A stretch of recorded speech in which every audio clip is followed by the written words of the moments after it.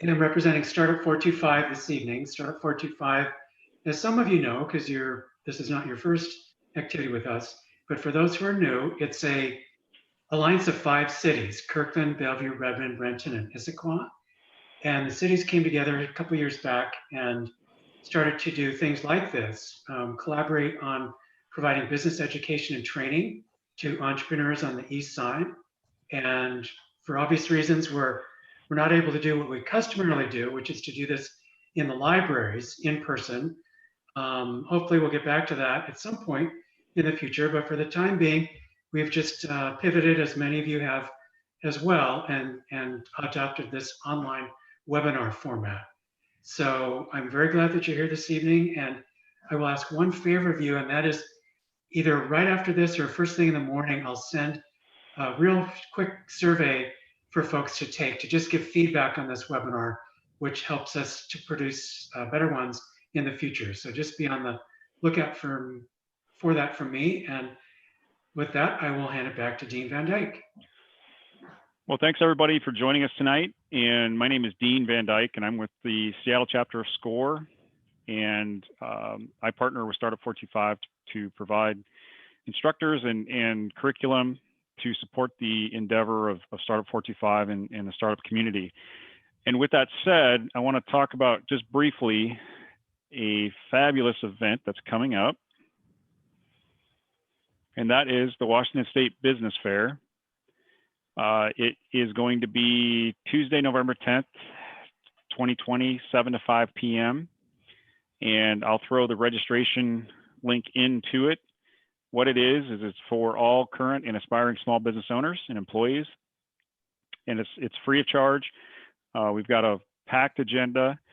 There's an exhibitor resource center, and we've got some great keynote speakers. And this is the first time it's ever been virtual. So I just wanted to throw that out. And like I said, I will throw the registration link in the chat box. And if you have questions tonight for Janie, go ahead and throw those into the chat. I know Janie typically takes questions throughout, but we will turn it over to her at this point.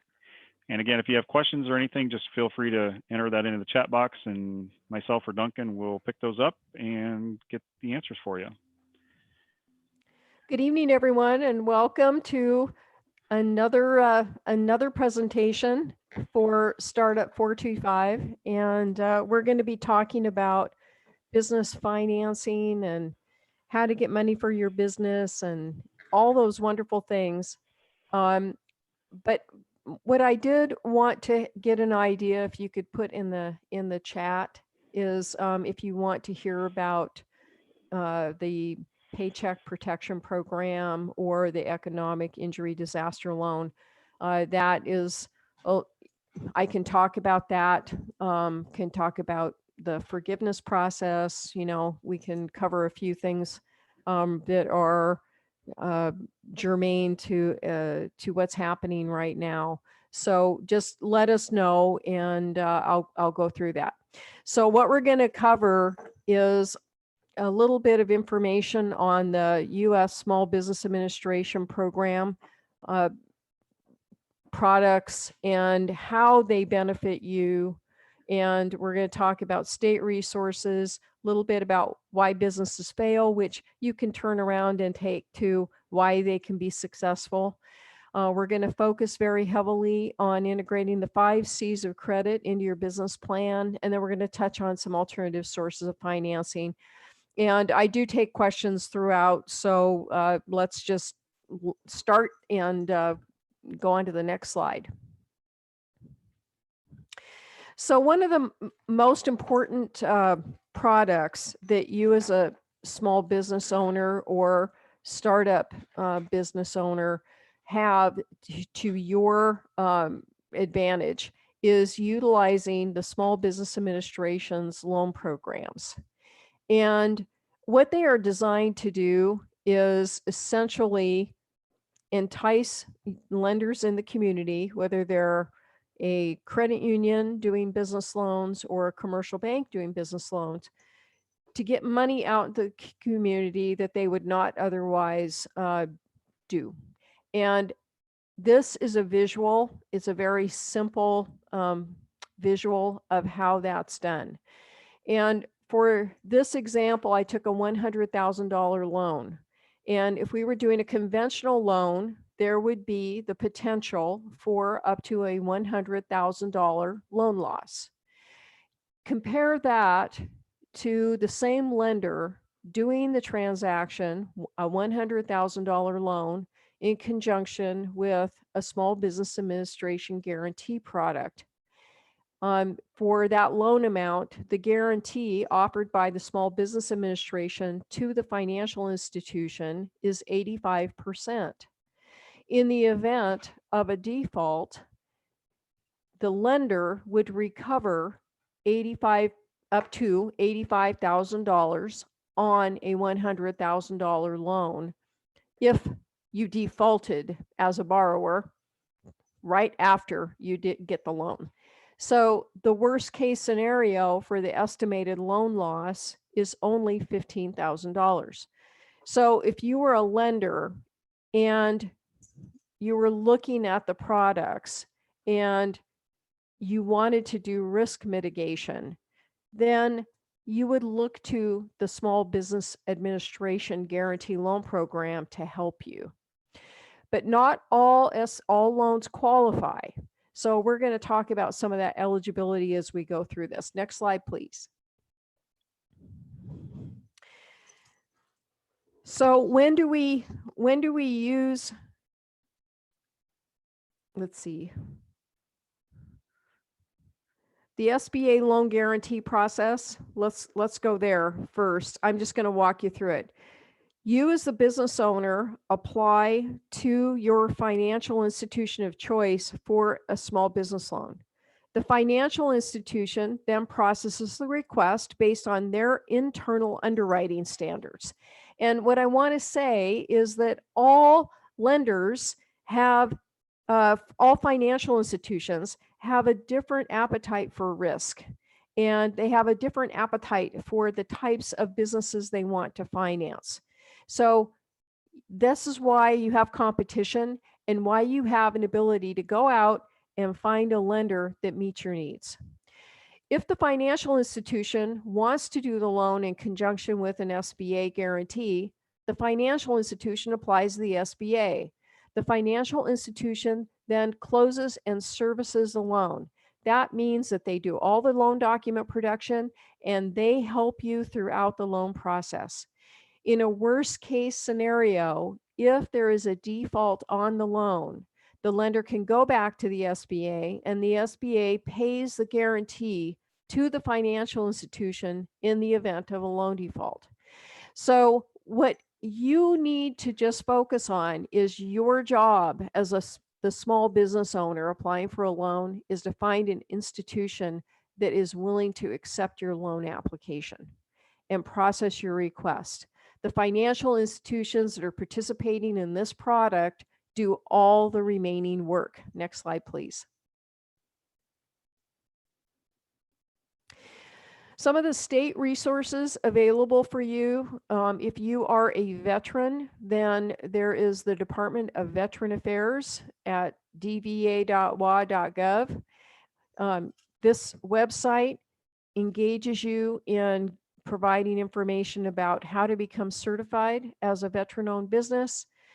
It has information about the Link Deposit Program, which gives you up to a 2% interest rate reduction on your business loan that is eligible.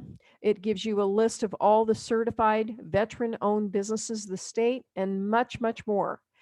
If you are a woman-owned business and or a minority-owned business, then you can go to the Office of Minority Women Business Enterprises, and that website is omwbe.wa.gov, and it provides information about the certification process, the Link Deposit Program that is specifically for women and ethnic minority-owned businesses. It provides a list of all the certified minority business enterprises, women business enterprises, and disadvantaged business enterprises that are certified in the state of Washington, and much more. So these resources are available for you. Hey, Janie, Yes, we've got somebody that wants us to go back to the eligibility for yes, SBA loans. sure. Is that back one more? I think it's back one more. Yeah, there you go. Okay. I talk about this kind of multiple times throughout this process, so I wasn't too worried. But anyway, here's what we utilize as a lender, what we would utilize the SBA Guarantee Program for.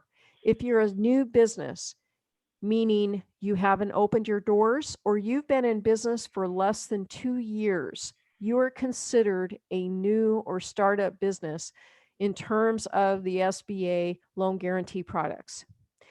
In conjunction with that, if you have been in business for a while, but you have a lack of substantiated earnings history, what does that mean? It simply means when we're looking at your income statement, your profit and loss, or your tax return, and you've had sporadic profits or losses over the last 3 to 4 years, that's a lack of earnings history. And so we utilize the SBA guarantee programs to mitigate that risk. And what we're really looking at there is a lender to do a conventional loan wants to see 3 years of consistent profitability and cash flow in order to service or repay the debt that you're applying for. So if you've had up and down earnings history, you may not be eligible for a conventional loan, even if you've been in business for a while.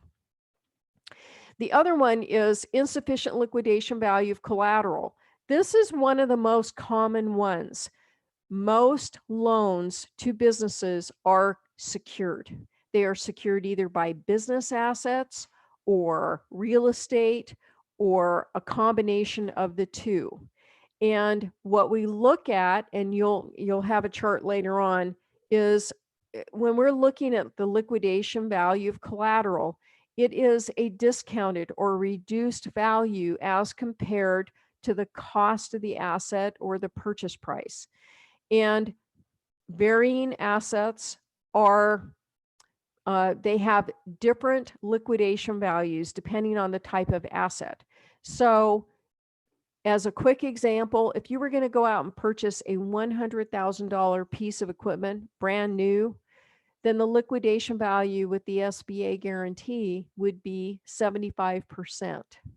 So you have a $100,000 purchase, but you only have $75,000 in collateral value. If it's used and it costs $100,000, the liquidation value would be $50,000. So you can see it's very easy to have a shortfall in the liquidation of collateral when you're doing a loan.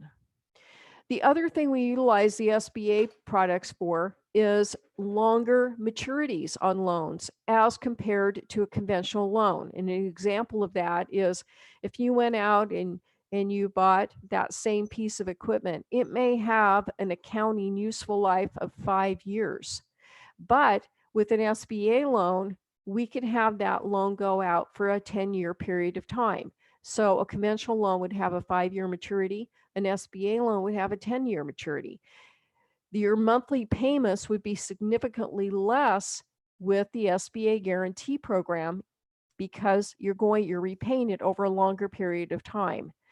And if you're in business and you have minimal cash flow, then that helps you qualify for a loan you wouldn't otherwise qualify for. The other one is limited capital from owners. Most conventional lenders want you to have anywhere from 25 to 35 to 50% capital injection, your own money, into a project in order to do the transaction. Whereas with the SBA products, it's generally a minimum of 10%. And in some cases, it can go as low as 5%. So even if at the minimum, you're looking at 25% for a conventional loan as compared to 5 or 10 with an SBA product, that's a significant hurdle limitation to getting you qualified for a loan. The other things are industry considerations. And there are some industries that are slightly higher risk, and that varies from time to time or changes over time. And an example of one that is high risk because of environmental contamination would be a gas station convenience store. Now, one that's related to just the real estate value would be a hotel or motel. Anything in the hospitality industry is high risk because if you have fluctuations in your cash flow, that has an immediate impact on the value of the property. And so when you have changes in the economy and there's less travel going on and there's reduced hospitality income, it's going to drop the value of those properties arbitrarily. Okay. So those are a couple of examples of industry considerations. All right. So we've gone through the loan process already, and we've done that one. We've done that. Okay, top 10 reasons for business failure. I just pulled this off the New York Times and Small Biz Trends. But you know what? Here's the key. What you're looking at is not enough capital injected by the owner, poor accounting, poor delegation, insufficient management of your operating plan, lack of succession planning. You underestimate your competition. You don't have a plan, a good, solid plan to demonstrate that you have a market out there and you have a sufficient enough client base to meet your financial objections. So all of these things that are business failures, I want you to think about from the other perspective and turn it around. Put together a solid plan. Go to SCORE. Go to the Small Business Development Centers. Go online. Go to the SBA website. There are plans out there that can give you a path to putting information together in a successful way. Look at the Census Bureau information on the demographics for your community that you will be selling or servicing in terms of your product. Make sure that you go out and really look at your competition. Excuse me. Look at your primary competition. Look at your secondary competition. If you're looking at doing a fast food service, your primary competition would be McDonald's, Burger King, Dairy Queen. But on the other side, you also have the secondary ones that are like Subway or a grocery store that has a deli. So think about those things as you're putting your plan together and really focus on making those things a success rather than a failure. Next slide, please.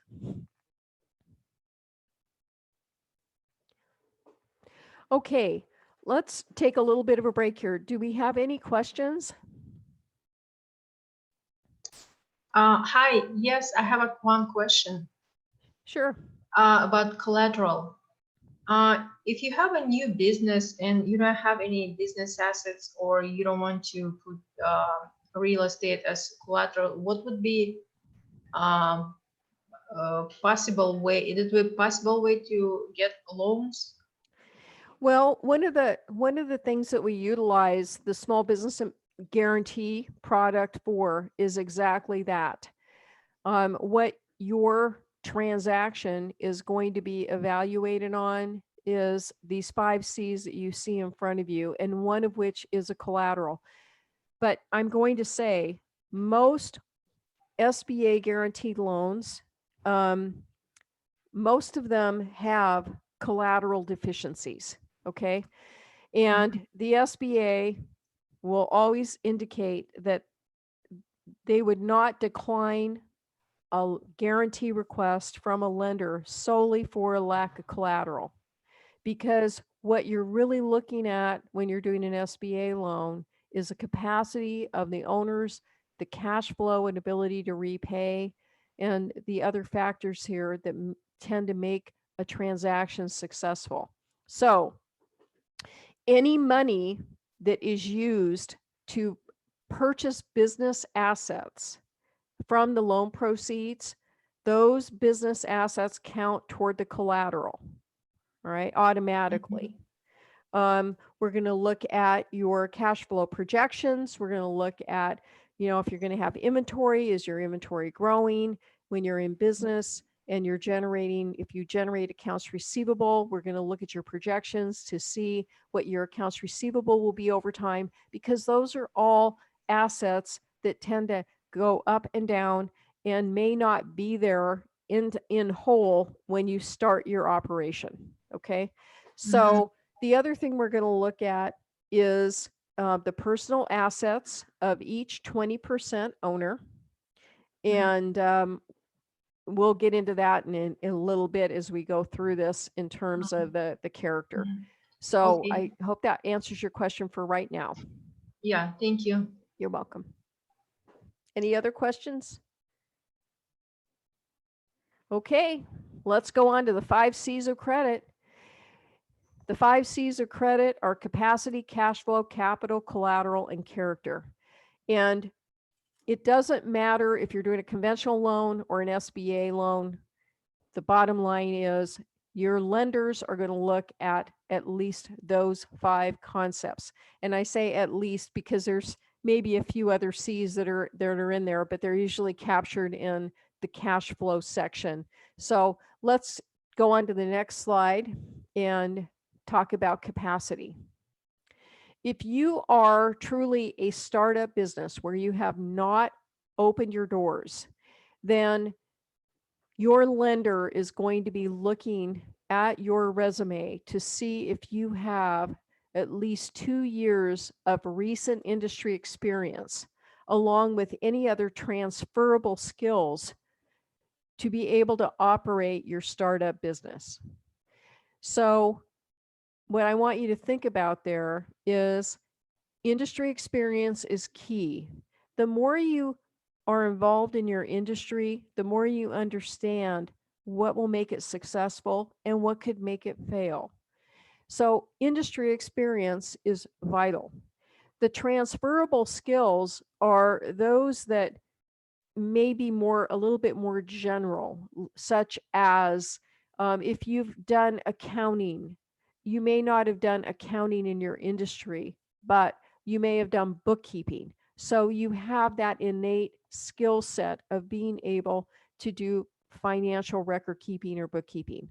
The same is true with human resource management. If you've managed people, if you've set goals, done job descriptions, job standards, training, evaluation, all of the things that make management of people successful. If you've done that, you don't necessarily have to do that in the industry, but you have to have operating experience in the industry. Okay, so that's key. And if you have been in business for 2 years or more, then you have developed a skill base of being able to make your business successful. And that's key too. All right. So adaptability and flexibility and all of the really skills that you need right now to be able to survive in your business are elements that we are looking for as lenders. And we will ask you questions about your experience, your skill base, and get a feel that you understand what problems and challenges there are in your industry. And more important, what you're going to do in your business that will give you success and penetrate your market. All right. So for each 20% or more owner of the business, resumes are mandatory. And what we also recommend that you do is provide a resume for any other key operating personnel that are vital to your operation. And an example of that would be you want to do a restaurant operation or a bar, something like that. and you have the financial ability to do it, and you want to make a transition. You've managed people, you've done cash flow projections, you understand how to operate functionally a business, but you don't have that skill set of the 2 years of industry experience. You may bring in a minority owner, somebody who comes in with 5% ownership. And they, even though they don't have that 20%, would be vital to the day-to-day operation because they've been doing this business for 2 years most recently, and they have complementary skills to you. So that's an example of someone that we may ask for a resume, even though they don't have that 20% ownership, because it's helping you be successful in your business. All right. So as part of that, the 20% or more owners are mandatorily required to personally guarantee the loan. So we also ask for a personal financial statement and 3 years of personal tax returns to help evaluate the financial strength of those owners. And we also pull credit reports on each 20% or more owner. Now, we may also ask that 5% owner, because they're vital to the day-to-day operation of the business, to also be a personal guarantor. And in turn, we would ask for the financial information as well and pull credit. And yes, even in a corporation, because most of these businesses are very closely held, meaning that there may be one owner, two owners, a handful of owners. So in order for the product, the SBA guarantee product, to be consistent, the threshold was set long ago at 20% or more ownership of the business. It's mandatory that there be a guarantor related to that.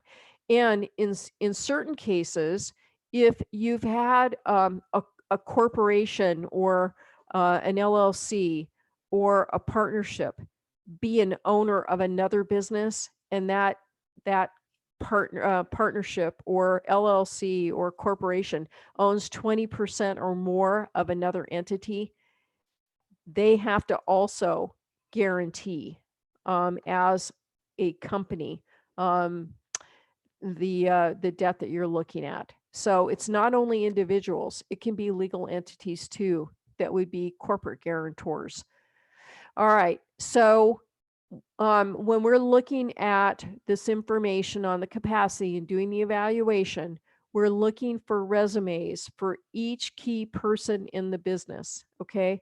So if they're not an owner, but they help with marketing or sales or managing the production line, they may be a key person in the business, and you would want to provide a resume for them too to demonstrate their skill base. So when you're talking about the resumes, what I want you to really focus on is the skill base as it relates to your work history, education, training, certification, anything that contributes to your knowledge and skill base for your business. All right. So think of the traditional resume where you have the name of the business that you worked for and the years and the title and a little bit of a description about what the duties were. Take it a little bit beyond that. Talk about what you offered the business in terms of your skill base and what you contributed.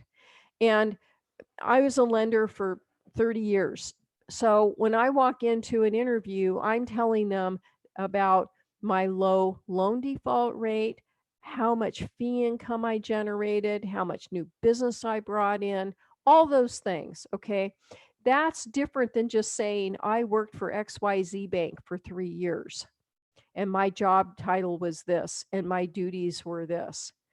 Telling the story about your success and what you contributed to those jobs is key.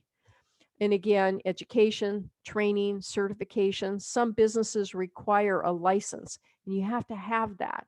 So focus on those things. All right. There's a couple of exceptions related to the capacity issue with that 2 years of experience. One of them is if you're purchasing an existing business and you have the seller stay on for up to a 12-month period of time to provide you training and counsel about operating the business. What we're looking for there, though, still is those transferable skills and you having a nucleus to be able to operate a business operation. But you can get out of your industry and go on to something else by purchasing an existing business and having that seller stay on and help you.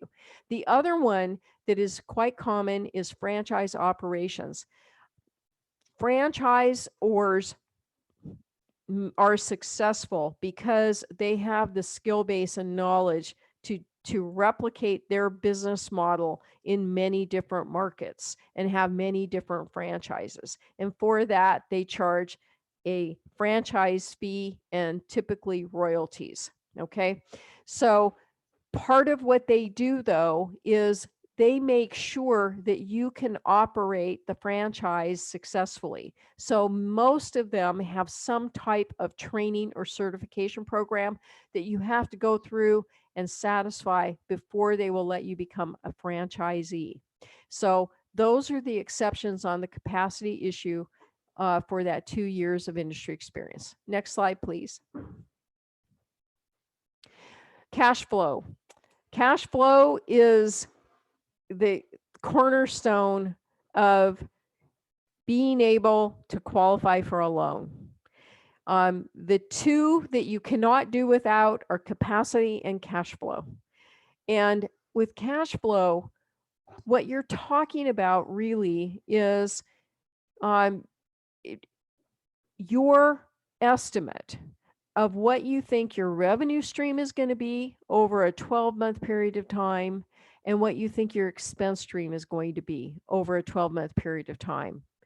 And the real key here is describing those numbers and putting your assumptions together to support what you're putting down numerically. For every line item that you enter on a cash flow projection document, then what I want you to do is describe your assumptions about how you're arriving there. Okay. So you're looking at, again, sales or revenue, what cost of goods, is that reasonable? And who are your vendors? Those kinds of things. Your operating expenses, again, are they reasonable? What is the timing of them? Next slide, please. I'm hoping that I have an actual cash flow projection. Let's go to the next slide. No. Okay. All right. So here's what I want you to envision. There are many versions of cash flow projection documents out there in the world. All right.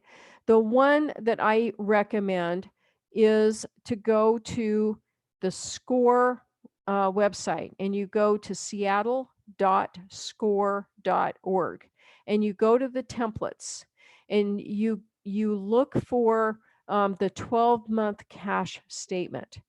And what I want you to envision here with me is, because I normally put this in the package when I'm doing it in person, but what I want you to envision with me is a document that is in an Excel spreadsheet, okay? And it has 12 columns, one for each of the 12 months. But more importantly, especially for the startups, before you hit your estimations for those 12 months, it has a column at the very beginning that is a startup column. And what you do with that column is you list out all of your expenses that you're going to have to cover before you open your doors. Things like prepaying insurance, prepaying rent, putting marketing materials together, getting your cell phone set up, all of these things, so that, or your landline if you have one or need one.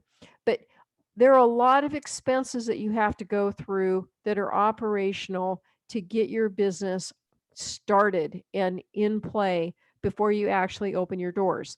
The other thing is there are hard costs like your equipment, your furniture. You may have a space you're leasing that you have to remodel and do leasehold improvements for, and fixtures. So what you're going to do is you are going to put together an estimate based on your location of what all those costs are going to be before you spend a dime, and you put it in the startup column on the appropriate lines for all of those costs. And then what you do is you start estimating what your expenses are and what you think they're going to be for the next consecutive 12-month period of time.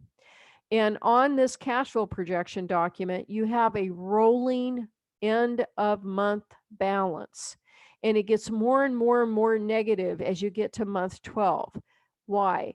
Because you have not put in your estimates of your revenues yet.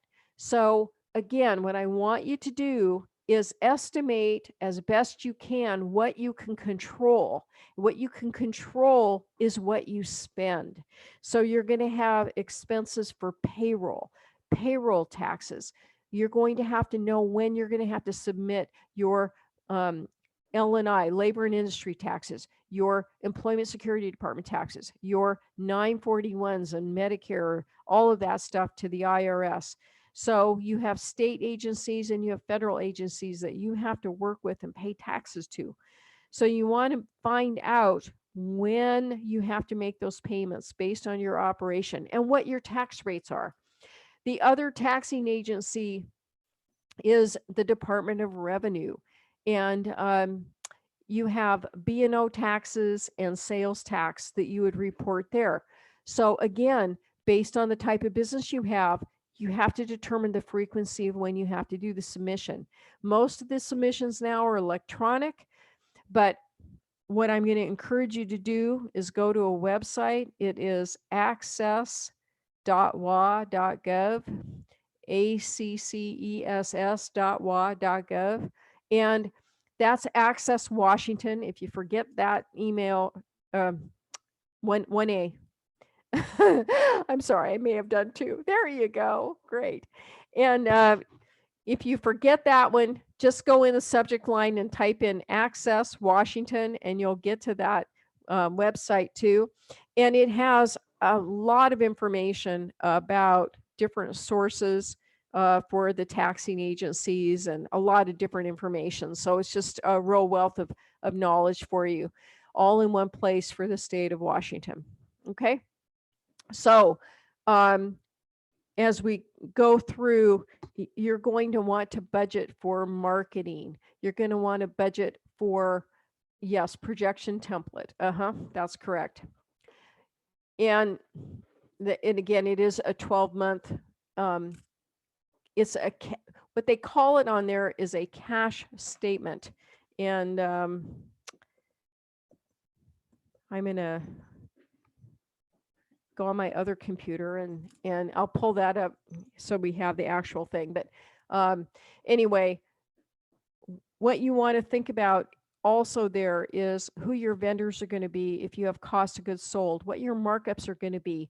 You need to think about how you're going to market your product or your services as compared to your competition. Are you going to be a high-end provider and have higher margins? Are you going to be a lower-end provider and have lower margins?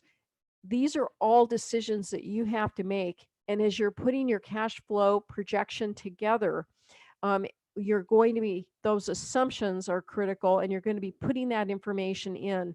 The good news is because it's an Excel model document, you can go in there and change those numbers until you really get a product that you like out of it. Yes, and if you'll give me just a second, I'm going to do it right now while I'm talking. I'm going to go to www.seattle.score.org. There you go. And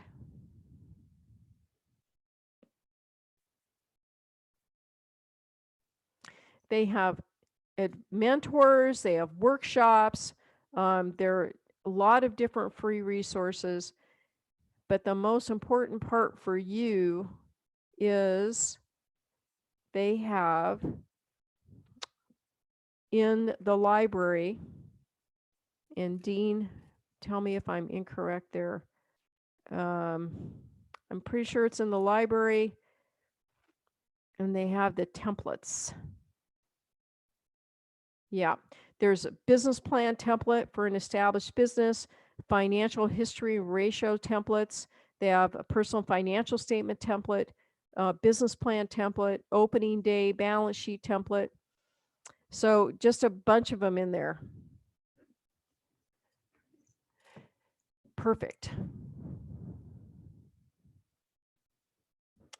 And let's see. I'm looking on the website.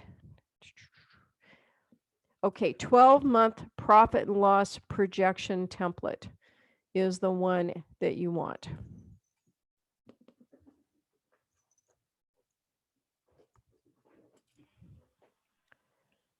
And I'm trying to pull it up.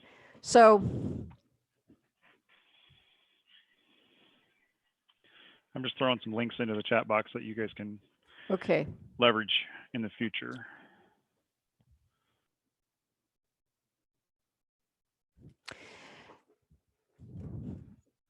Do you have the ability to put that cash flow projection up there, Dean? Yes, give me 1 second. Okay.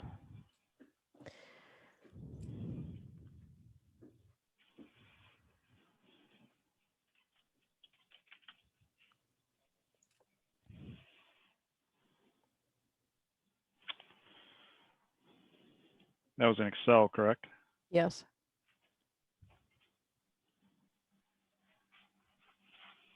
$12-month cash flow statement. Perfect. And you download the template and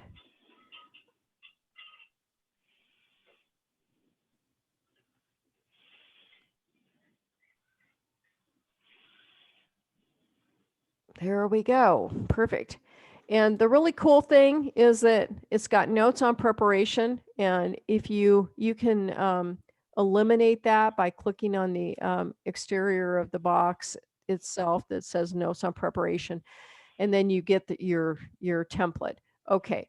So the nice thing about this is that for the cash receipts and the cash paid out, you can go in and relabel the lines. You can add lines. You can delete lines. It's very flexible. It's pre-formatted too. So if you put numbers in the cash receipts, those are all positive numbers. If you put numbers in the cash paid out, they are all negative. And let's scroll down to the bottom here for just a second okay, so right on line 42, you see cash position end of month. And as I was explaining to you, when you put in your expenses and pre-startup, and then you load in all the things that you can control, which are all of your expenses and cash paid out, that line 42 every month will get bigger and bigger and bigger in a negative way. Why? Because you have not put in your revenue estimates yet. But the really cool thing is that cash position end of month tells you what your hurdles are every month, okay, that you kind of have to overcome in order to have positive cash flow. All right. So if we scroll back up to the top of the document, what you're going to see is the cash receipts. That's a combination of your actual cash sales, the collection of what credit accounts or accounts receivable. It's your loan. And what is critical here is that you need to think about how to manage your loan. what are you actually funding here? All right. Do you want to fund all of the fixed costs? Do you want to fund working capital? What do you want to fund? But also think whatever your loan amount is, you need to have a minimum of 10% of that total cost that you're contributing. That's a minimum. And I have to say, right now, in working with the lenders in the community, small business owners are really struggling to get startup loans done. All right. We have alternative lenders to help you if you cannot find a lender to help you with the startup funding. All right. But for an example here, if your loan amount is $100,000, you need to come in with $10,000 of your own for your capital. All right. So you're going to have a nucleus of a pre-startup cash position of at least $10,000 and borrowing essentially 100,000. There's another box that is startup cash. Used to be. Should be at the top though.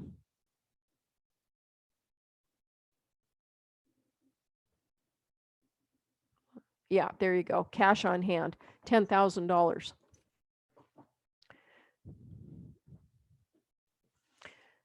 As you scroll down in the pre-startup, there you can see what you have to purchase: inventory, outside services, supplies, any advertising, all of that. Pre-startup, your rent, prepaids, telephone, utilities, insurance.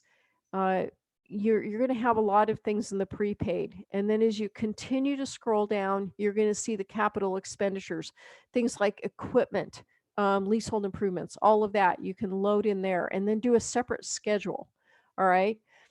So when you are now having this document here that has all of these negative numbers at the end of the month and they're growing, you now have the opportunity to make really good logical decisions about what your revenue needs to be and when it needs to be. And then you can start thinking about, how many customers do I have to have come in every day? How many hours do I have to bill out? What are my rates going to be? What are my product prices going to be? How many services am I going to render? You can go through and do a real logical path and start filling out lines 7 and 8. And what you should see over time during the course of the year is, as you're putting in your anticipated revenue, cash revenue, on a month-to-month basis, what you're going to see hopefully is those negative numbers transition from negative to positive and growing positive during the course of that year. All right. And again, so instead of having negative numbers at the end of the month, you should have positive. You can have, like 2, 3, 4, even 5 months of negative operations at the beginning of your startup phase as you're developing your revenue stream and helping it grow. All right. So it's not bad if you have some negative numbers at the very beginning, but what you want to do is get to a break-even point and a positive cash generation. And this document is the tool for you to use and really get a handle on. And again, writing your assumptions down is elemental and key. All right. Any questions on there?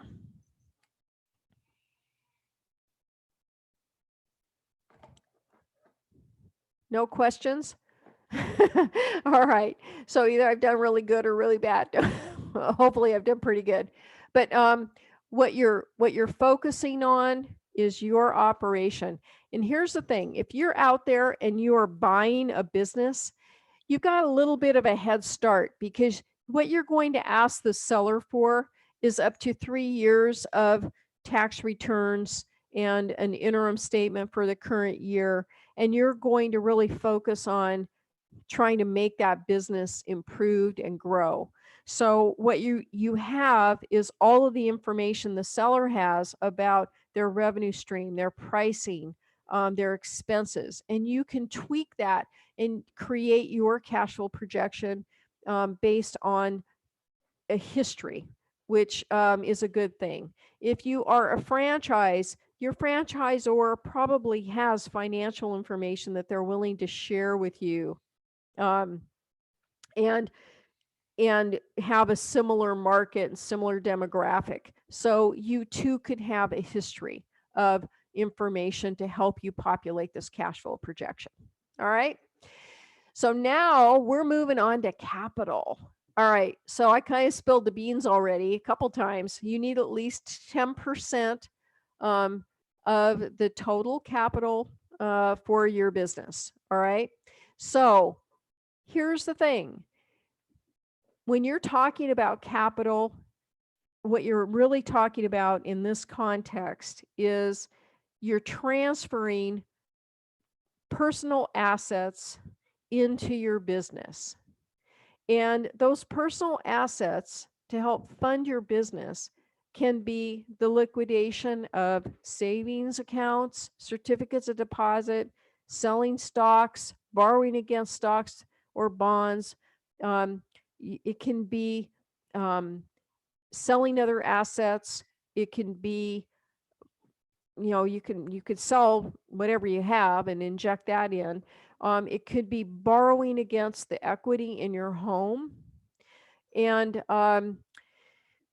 what you want to think about there is that sometimes you're better off doing a line of credit before you quit your day job so that you have salaried income, because there are fewer and fewer financial institutions that want to extend a line of credit on a home if they know that you're going to use it for a business. Okay.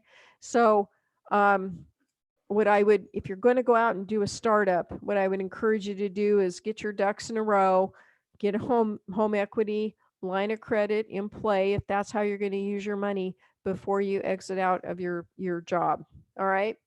The other thing that you can do is, and I'm going to be really qualifying this right now, is that if you have money in a 401k, for example, you can utilize that money in your business. The tax laws right now require you to have a C corporation so that you can generate your own 401k plan for your C corporation. It's an eligible plan. So you are able to transfer money from your existing 401k plan or any, retirement, SEP IRA, whatever, and transfer that money into your C corporation's 401k plan. You can use the money in the business however you need to. It is not a taxable event, so that's a good thing. And it helps you utilize your assets to your advantage. All right. So those are some different ways of coming up with cash. The other thing that counts toward collateral is what we call in-kind assets or paid in capital. And what I want you to think about is some of you may have businesses that are hobbies. Goodness knows I have fabric and yarn and I don't know what else. Anyway, I have a lot of stuff. So if I wanted to do some kind of sewing shop or knitting shop, I could probably have enough assets from my personal inventory to put in there and transfer it in at cost into the business as part of the inventory. But I could also do a computer, I can do furniture, I can do equipment, I can do really a vehicle. If I own it in my personal name, I can use it in the business, I can transfer that asset from my personal name and put it in the business. That hard asset is in-kind, an in-kind equity contribution. All right. So cash and hard assets you're transferring from you personally into the business count toward capital. And that's true of any owner in the business. All right. So let's go to the next slide.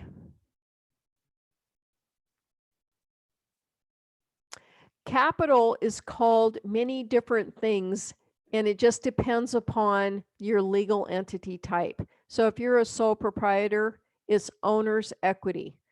If you're doing a limited liability company, you have a member capital account, paid-in capital, and retained earnings once you're in operation. If you're a sub S or a C corporation, you could have preferred stock, common stock, paid-in capital, retained earnings when you're in operation. And if your company buys back stock that's been issued, you can have a negative entry for treasury stock. So that's what the equity components are. One I didn't put up here is a partnership, a general partnership or limited partnership. Those accounts would be partner ownership, partner equity, along with paid-in capital and retained earnings. Next slide, please.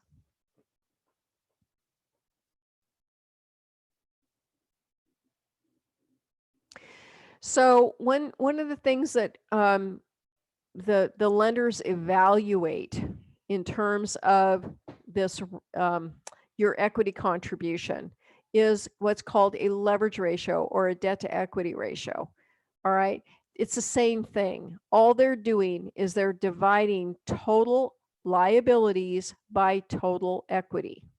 And what I've said before is that when you're using the SBA products, you can have a 10% minimum contribution. And what you end up with is a maximum $9 of debt for every dollar of equity. All right. That's a very high risk or high leverage ratio.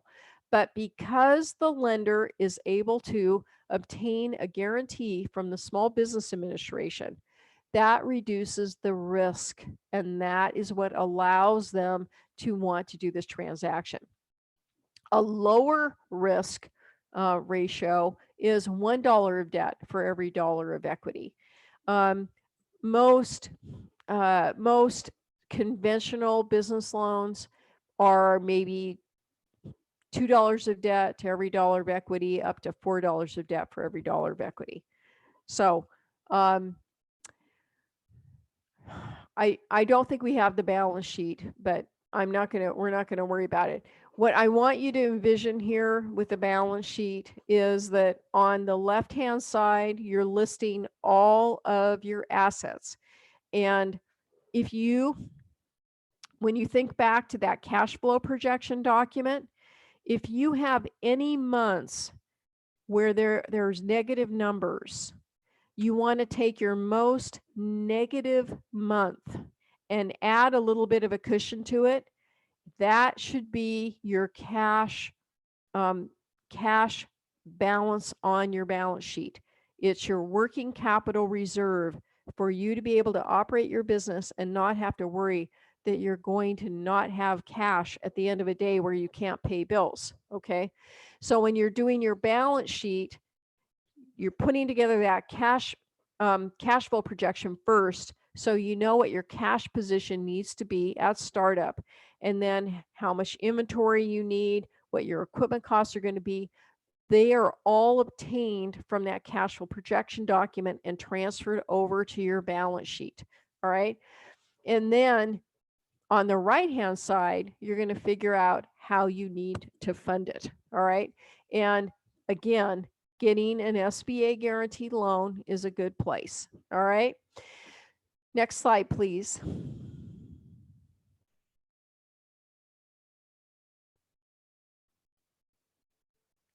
All right. So what I want you to think about again is, I've done this a few times, but because there's competition, some of your financial institutions may want you to have more than that 10%, even if they're doing the loan in conjunction with an SBA guarantee. So It's all relative to competition and what their risk is. All right. So, one of the other things that you can do to help yourself qualify is not only have your assets, but if you need more money and you don't have it, then you can ask people to help you. And they can either lend you money or they can gift you money. And they are two very different things. When someone loans you money, if they are willing to sign a debt subordination agreement with the lender, your senior lender, then the lender will analyze that subordinated note as part of your equity contribution. Okay. What the debtor is giving up is the right to take payment of principal or interest or both in the event the senior lender, like a bank or a credit union, says, no, you can't get paid. All right. And what I'm going to tell you here is that subordinated note for a startup business, it can also be alternative lenders in the community. And we're going to talk about that when we get to the alternative lenders here in a few minutes. But if you are buying a business, a seller can carry a note. All right. And that note payable can count as part of the equity, analyzed equity as well.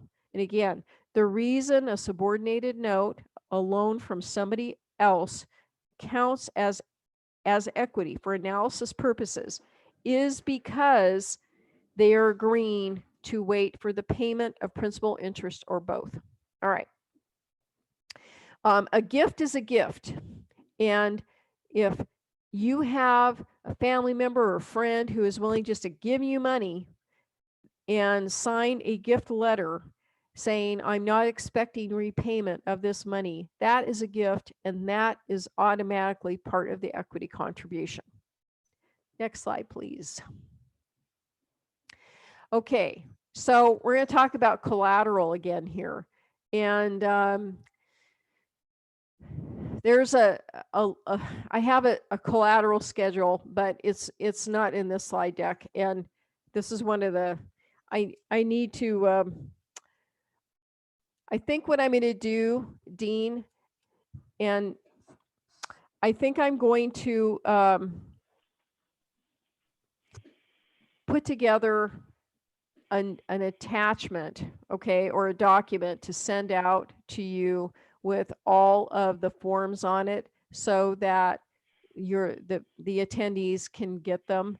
I can talk through this. It's not that big of a deal, but I would like them to get all of the schedules and things that I normally have as part of the presentation. Okay. Okay.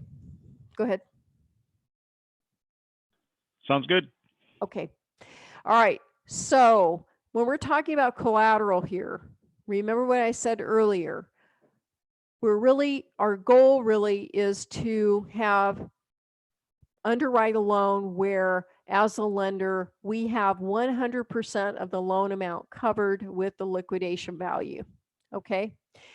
And if that can't be done, then the lender can automatically look to the SBA products to help them underwrite the loan. And each bank, when they're doing their own conventional loans, they have their own advanced formulas. All right. But the SBA has a very standard one. So I'm going to give them to you. If you have accounts receivable or inventory, and your lender is doing a term loan, meaning that they're doing a 5-year loan or 7-year loan or 10-year loan, and you're making the same payment every month until it gets to zero, the SBA allows accounts receivable and inventory to have a 20% advance formula. So if you had $100,000 in accounts receivable it would count as $20,000 in collateral. All right, same thing with inventory. If you have equipment, I already gave you those. If it's new, then you have a 75% advance. If it's used, then you have a 50% advance. Leasehold improvements and fixtures have no true liquidation value. And that's because fixtures and leasehold improvements tend to stay in the space when you're doing a build out, even if you vacate the premises. All right. So the other thing that we look to, if the business assets are insufficient to support the full amount of the loan, is we look at the personal assets of all of the 20% or more owners, which is why we want their personal financial statement. All right. And what we're looking there is cash, real estate, and more often than not, if you have a piece of real property, your lender will do a lien attachment in it, regardless if there's equity or not. All right. It's just going to happen. So it doesn't have to be your primary residence. It can be a rental. It can be commercial property. Could be whatever. The other thing is, if you have someone who is willing to pledge collateral on your behalf, the lender would take that as well, but it's at the discretion of you putting that together. The lender may accept it, but they're not going to actively go out and tell you to get it. All right. They can't make that decision for you. What they will say is, we don't want to do the loan because there is insufficient collateral. And you can then, even with an SBA guarantee, there are lenders that have done that. So then it's up to you to go out and try and negotiate with family members, friends, whoever, outside individuals, to pledge collateral on your behalf if that is the deal breaker. All right. I have to say though, after 30 odd years of doing these loans, most of the loans that I did not have sufficient collateral on a liquidation value basis, but they did have strong capacity, strong cash flow, and they had decent capital contribution. And the last one we're going to talk about here in a few minutes is character. But let's hold off before we flip over. So I have this collateral schedule, and that's one of the documents that I want to get in your hands. All right. And what we're looking at for valuation is either book value for an existing business. Book value is cost less depreciation.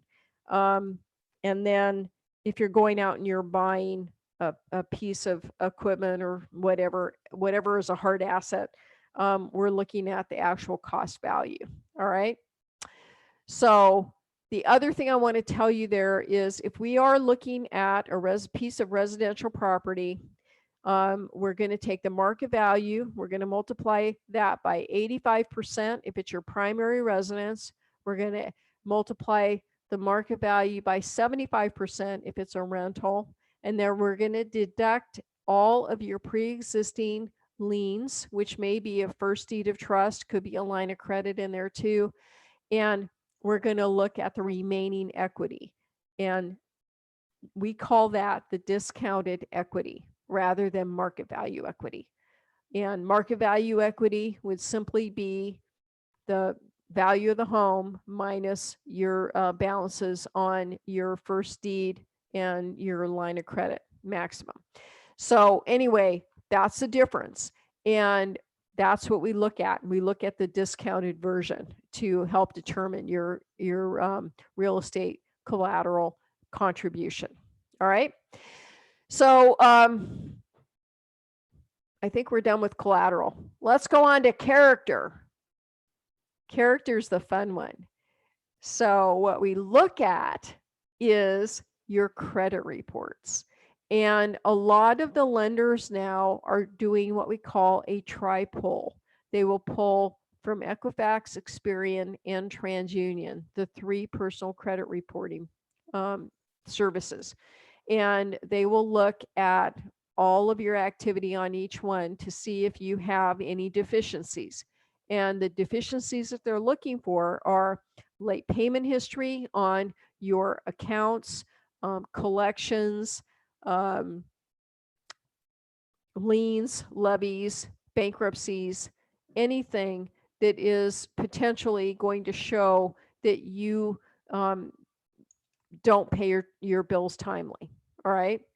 And again, as I said earlier, every 20% owner will have a credit pull done. Now, some institutions only use one of the 3. So we don't know which ones are which. So what I tell everybody is before you go out and sign an application for any type of loan, whether it's a consumer loan or a business loan, if you haven't checked it in a while, you can get 1 free copy of your report from Equifax, Experian, and TransUnion annually. So you can take a look and see what's on there, make sure everything's reported properly. All right. Next slide, please. So what do you, if your credit score is a little low or there are problems, please pay your collections. The collections are the things that drive your credit score down tremendously. Pay all of your accounts as current as you can. Get those judgments paid, any liens, levies, try and get them all caught up. If you pay your obligations as agreed for a 12 to 18 month period of time, you're going to have stellar credit, okay? And you should be at least 650 or above. And most lenders have a minimum hurdle that they're looking for in terms of the credit score. Sometimes it's 675, sometimes it's 680, sometimes it's 650, but it's usually not below 650, all right? So when you're looking at your reports, if you don't get a score, you can show it to your lender and say, wait, where do you think I would come in? And most of us have looked at those credit reports long enough that we would have a pretty good feeling of where about you would be, all right? But I mean, the other thing I'm going to say is if you have, even if you pay your collections and all your negative account, your past due accounts, within usually, 2-3 months, you're going to see some upticks in your scores. So you don't have to wait that 12 to 18 months. I'm just saying, if you want it to be really good, then 12 to 18 months after you've had some deficiencies, you're probably going to be right back up there. But you will see immediate improvement in your scores. They may not be huge, but you'll see immediate improvements. Okay, so what I do want to point out here is that if you have defaulted on any type of federal debt, such as a VA or FHA home loan, a student loan, any other SBA loan, or a U.S. Department of Agriculture business and industry loan, you're going to be ineligible to participate in the SBA programs or any of these other ones if you've had a default. The federal government really wants to limit the number of problem loans that it has. And we have a search database that the lenders are to look at and make sure that you don't have outstanding credit balances on delinquent debts. So we are required to check that as a lender. Next slide, please. Okay, so make sure you're reviewing that credit report for any problems, unpaid collections, past due accounts, judgments, liens, levies, bankruptcies. There's not a whole lot you can do about there, but I will say most lenders want you outside that bankruptcy by 5 years, and they want your credit to be immaculate. If you have a bankruptcy, The allowable reasons with the SBA are marital dissolution, job loss, or catastrophic illness without insurance. Next slide, please.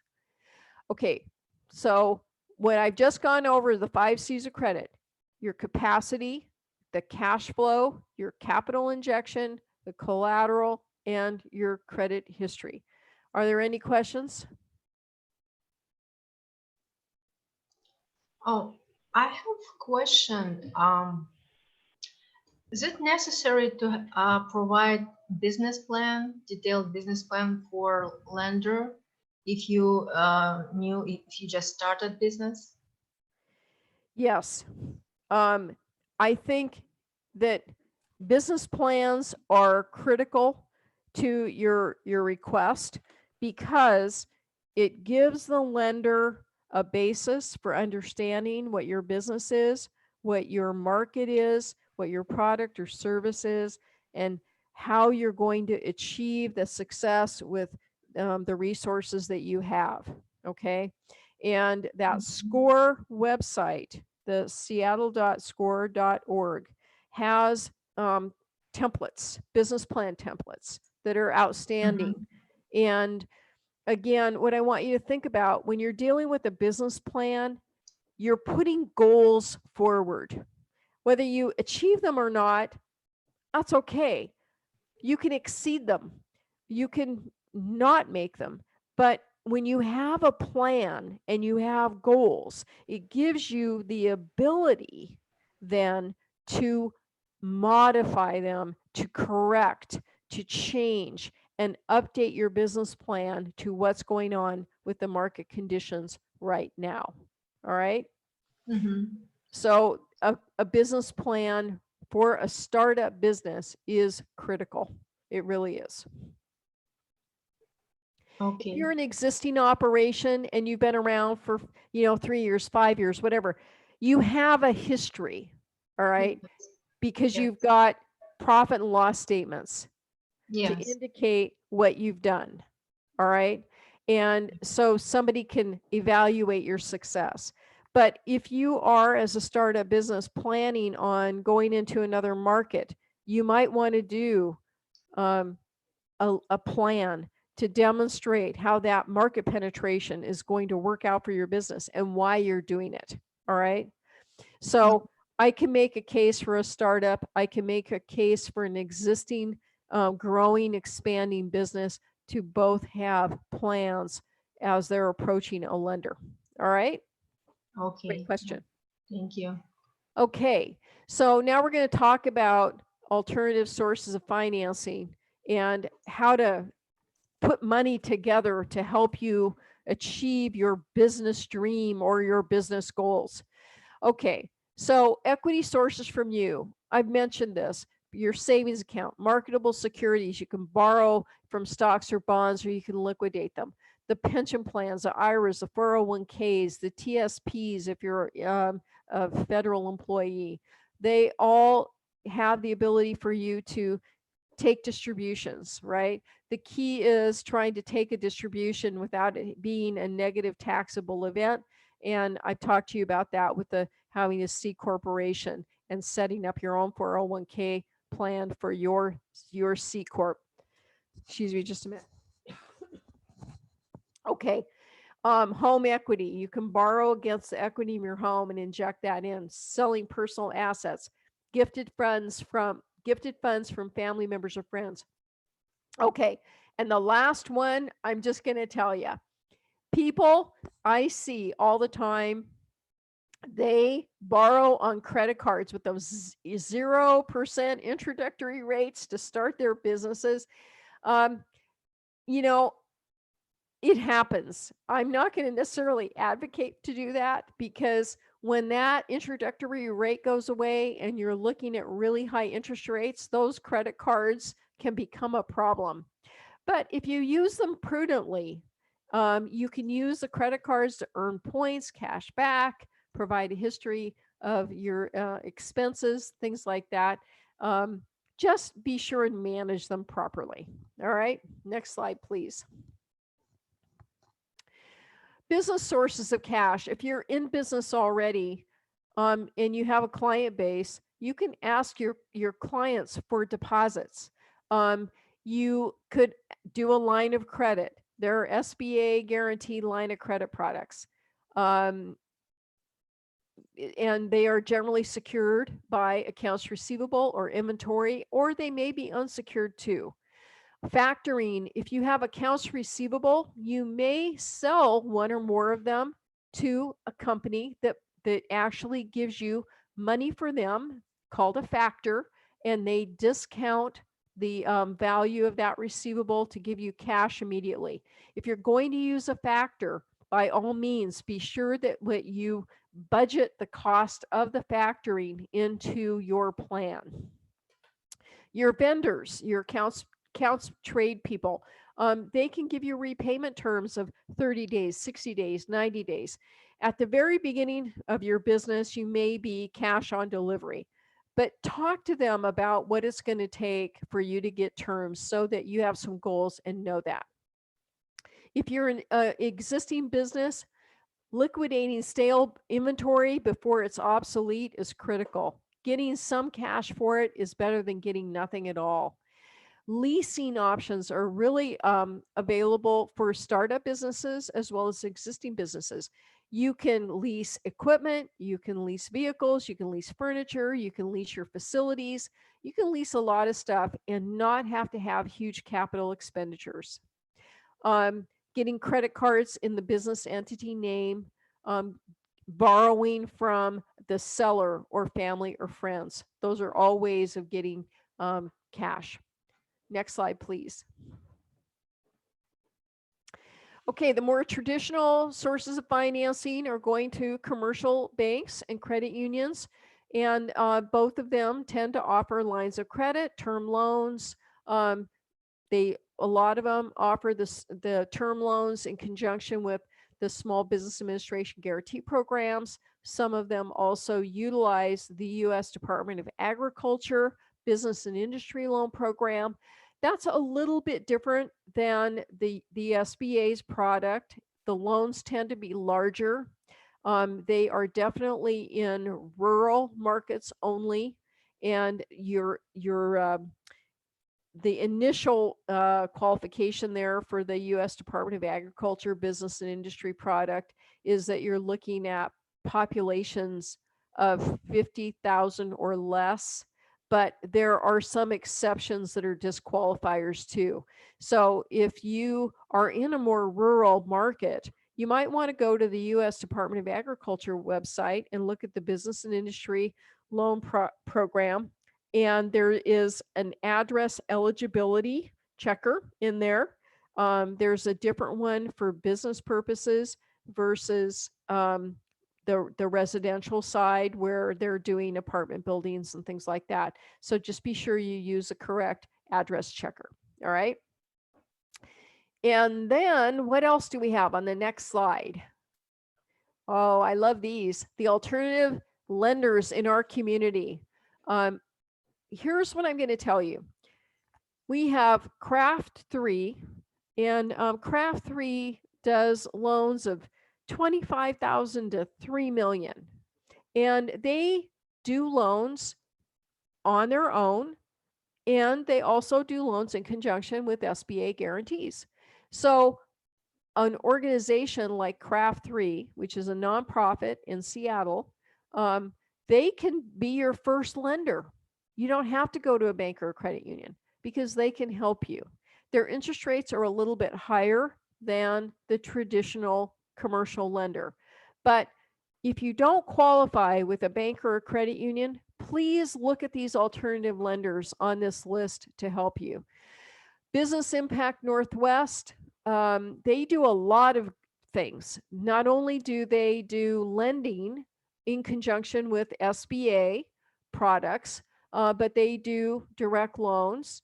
They provide technical assistance support to women business enterprises with their Women's Business Center. They provide technical assistance and support to veterans with the Veterans Business Outreach Center. They have technical assistance for all other types of businesses that is all free of cost. So it's a great resource. Then we have Ventures. Ventures is, again, also a nonprofit, and they do loans from really, really small, as low as like $500 to about 35,000. They can do slightly larger loans too, up to maybe 50,000. But they're considered a peer lender, and it's a little bit different lending process and program, but it's out there for you. And they also have a shop where they sell and market their clients' products, and it's down the Pike Place Market. So they do a lot of really good things too. Mercy Corps, again, is in Seattle, and they work with SBA guarantee products as well. Their loan amounts range, again, from smaller dollar, a few $1,000s, up to 35,000. And again, they utilize the SBA product. Evergreen Business Capital, along with Craft 3 up above, both have the designation of being a community advantage lender. Okay, and that is a specific status provided by the SBA to lenders, and they do microloans. And microloans are anything that are under $50,000. So all of these, Craft 3, Business Impact Northwest, Ventures, Mercy Corps, and Evergreen Business Capital all do micro lending, but Craft 3 and Evergreen Business Capital are the only two of the 5 that have the community advantage designation with the SBA. And what they do is they provide technical assistance, again, as part of their lending process to their client base. So what I'm going to say is all of these 5 all offer a variety of fixed rate products. They have maturities similar to that of the SBA products for their conventional loans, as well as the SBA products that they use. And the other thing that's really cool about them is that they can be a co-lender with a bank or a credit union. Okay, so they sign an intercreditor agreement, and they're out there. Their money can be part of the quasi equity, just like a family member or a seller note or whatever. They too can be in that quasi equity category. So as a lender, I've used them in the past and many times with my borrowers to help meet the equity contribution needs so that they can qualify for as much as they can on a conventional loan or an SBA loan with a financial institution. All right. The next one on the list is Pierce County Community Investment Corporation. You do need to be in Pierce County outside the city of Tacoma to utilize that program. Their rates are quite low and very attractive. They also work in conjunction with the financial institutions in that market area. City of Tacoma, they have their own loan program.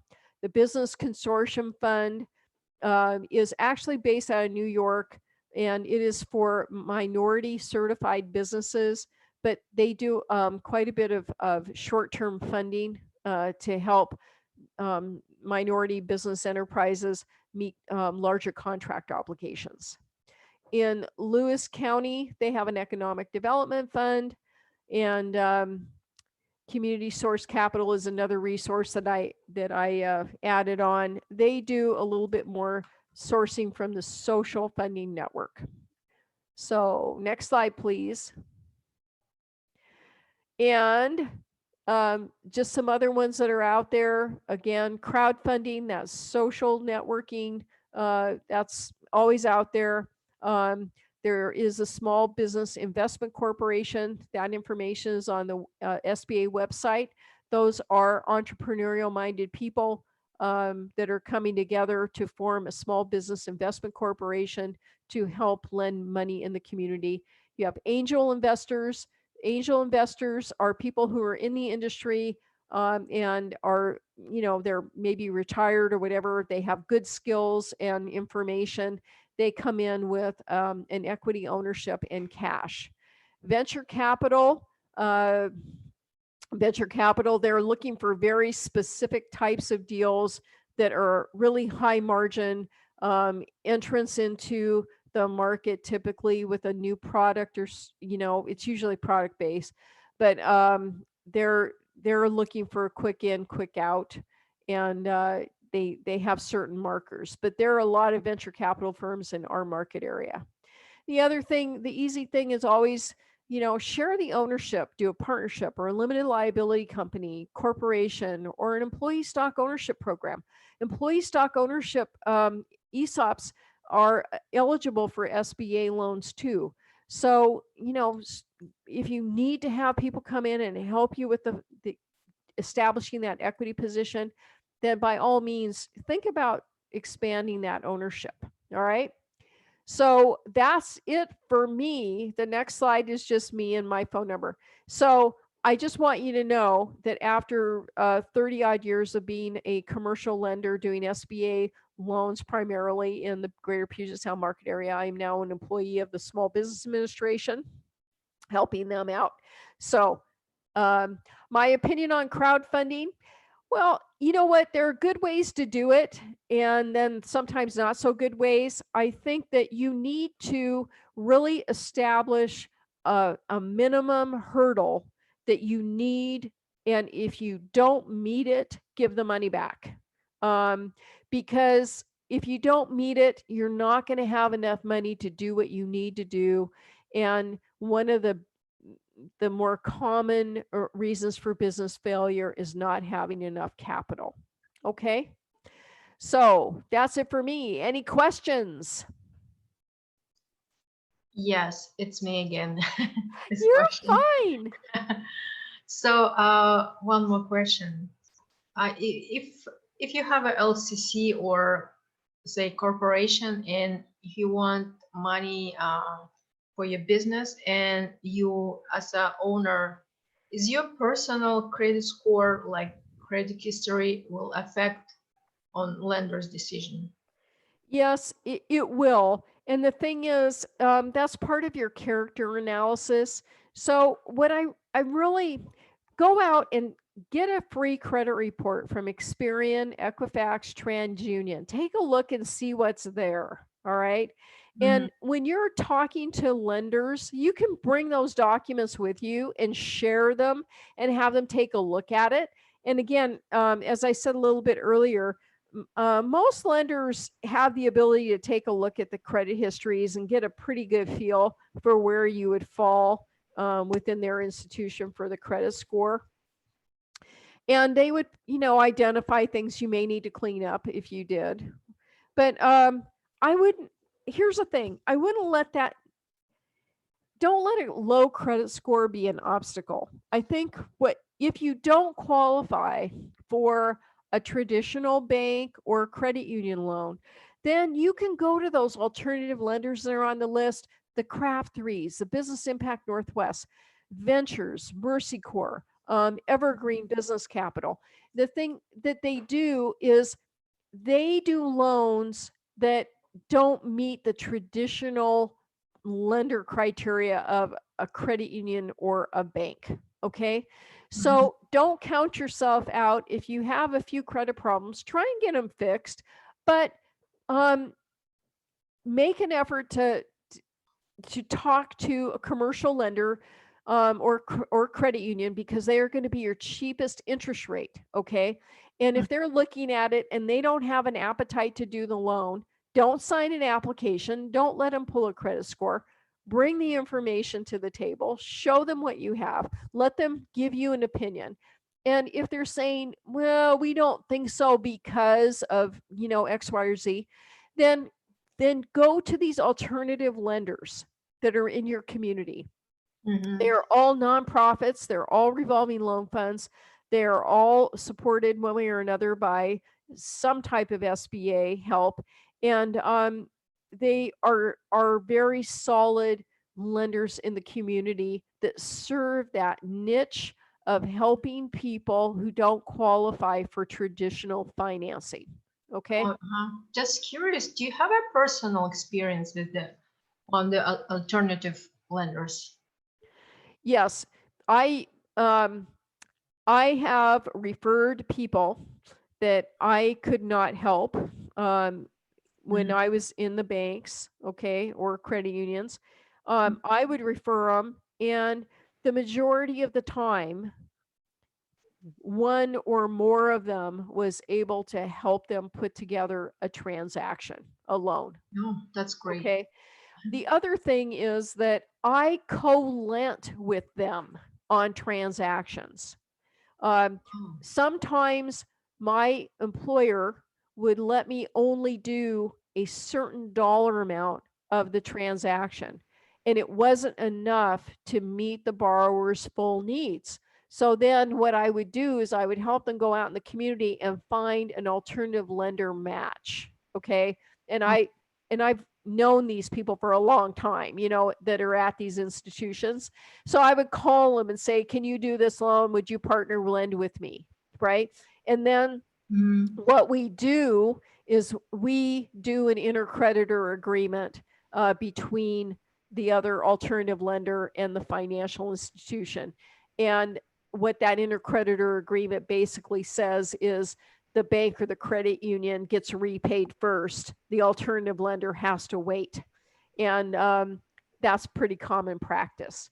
But the thing that I want you to understand is that you can put these deals together creatively and based on the lender that you're working with and their desire to serve the community. Okay? Great. Thank you. No problem. Let's see, what else? Okay, the other thing I want to mention that is kind of a matching type of issue is on the SBA.gov website. There is a program called the Lender Match. And what you can do is you can go in as the small business owner or startup and put your information in there and talk about how much money you need and what you're going to do. And it is a national matching program. So lenders will evaluate whether or not they have an interest in helping you do financing. And if they do, then they will contact you as part of this lender match. All right. So that's a good resource. And I want you to know, we just have a tremendous number of small financial institutions in our community, among the banks, the credit unions, that do an outstanding job of providing lending to the small business community. And whether they do it conventionally or they do it with an SBA guarantee product. And I work for the Small Business Administration right now. So you can contact me and talk to me about your geographic area or what you want to do. And I can potentially help you, get you directed to the right institutions to evaluate whether or not they want to do a loan for you. Okay. Thank you. You're welcome. Yeah, that's so much valuable information. Does anybody want any information about the economic injury disaster loan or the Paycheck Protection Program forgiveness? Anything on that? What is paycheck forgiveness? We had, starting in the beginning of April 3rd, the SBA rolled out the Paycheck Protection Program loan for businesses that were in operation prior to February 15th to help them deal with the impact of the COVID-19 on their business. And those loans may be 100% forgiven. And we're in the forgiveness process right now. And there are 3 application documents that are out there for that. The application for the program ended on August 8th. The House and the Senate are trying to figure out what other stimulus programs to put together. They have approximately $135 billion that was unused at the end of the Paycheck Protection Program. They still have about that much money allocated for the PPP program that went unused. So they're trying to figure out what to do with that money to help stimulate the economy and keep businesses going. So anyway, stay tuned for that. Listen for your to your favorite news radio station or news television channel, or check the U.S. Treasury website or the SBA.gov website for additional information on updates to that program. The other product that we have out there that is SBA driven, and it is a direct SBA loan, is the Economic Injury Disaster Loan product. And those loans are up to $150,000. They too are for businesses that were in operation prior to February 15th of this year, to help those businesses manage their operations and stay in business. The product is a 3.75% interest rate for for-profit businesses and 2.75% interest rate for nonprofit businesses. They have a 30-year maturity and no payments for the first 11 months. Payments start in the 12th month. And all of that money can be used for any working capital need. No fixed asset expenses and no debt consolidation with the Economic Injury Disaster Loan. It's all for working capital. The Paycheck Protection Program, those funds were to be used 60% at a minimum for payroll related expenses, and then the other 40% of the proceeds could be used for interest expense on secured business loans, lease payments for equipment or rent, and then some utility payments.